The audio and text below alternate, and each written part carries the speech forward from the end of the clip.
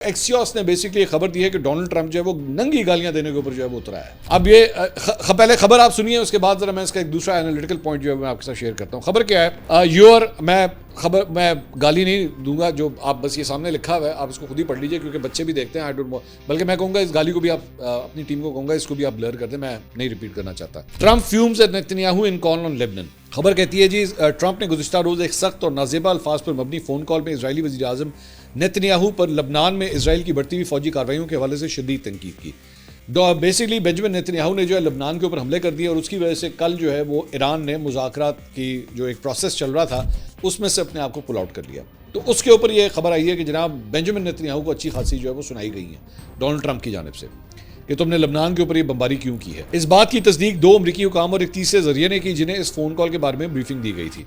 जरिए के मुताबिक फोन कॉल के दौरान ट्रंप ने नेतन्याहू को पागल करार दिया और उस पर नाशुक्री का इल्जाम लगाया। उन्होंने बैरूत पर इजरायली हमले के मंसूबे को भी रोक दिया। एक अमरीकी ओहदेदार के मुताबिक ट्रंप ने नेतन्याहू से कहा कि अगर वो बैरूत पर बमबारी की धमकी पर अमल करते हैं तो इससे दुनिया भर में इसराइल मजीद तनहा हो जाएगा। 2 ज़राए के मुताबिक ट्रंप ने दावा किया कि उन्होंने नेतन्याहू को जेल जाने से बचाने में मदद की थी, जो नेतन्याहू के खिलाफ जारी बदउनवानी के मुकदमे में उनकी हिमायत की तरफ इशारा था। एक अमरीकी ओहदेदार ने ट्रंप के अल्फाज का खुलासा यूं पेश किया, तुम बिल्कुल पागल हो, अगर मैं ना होता तो तुम जेल में होते, मैं तुम्हें बचा रहा हूं, अब सब तुमसे नफरत करते हैं, इसी वजह से सब इजराइल से भी नफरत करते हैं। एक और जरिए के मुताबिक ट्रंप ने शदीद गुस्से में थे और एक मौके पर उन्होंने नेतन्याहू से चीख कर कहा, तुम आखिर कर क्या रहे हो। अमरीकी ओहदेदार के मुताबिक ट्रंप जानते थे कि हिजबुल्लाह इसराइल पर हमले कर रही थी और इसराइल को अपना दफा करने का हक हासिल है, लेकिन उनका ख्याल था कि हालिया दिनों में नेतन्याहू गैर मुतनासिब अंदाज में कशीदगी बढ़ा रहे थे। अच्छा, अब इसमें मैं एक डिफरेंट एंगल शेयर करना चाहूंगा। पहली बात तो ये, डोनाल्ड ट्रंप और नेतन्याहू के आपस में फोन पे बात हो रही है, किसने जाके किसी को कहा होगा, मतलब दोनों में से किसी एक बंदे ने जाके किसी को जाके इन्फॉर्म किया होगा, तो पता मैं गाना गड़िया ने जाके, कॉमन सेंस की बात है ना। अब ये मुझे मत कहिएगा कि यहाँ पे 36 बंदे उस फोन कॉल को सुन भी रहे थे, जो एक वजीर आजम और एक प्राइम मिनिस्टर के दरमियान हो रही थी।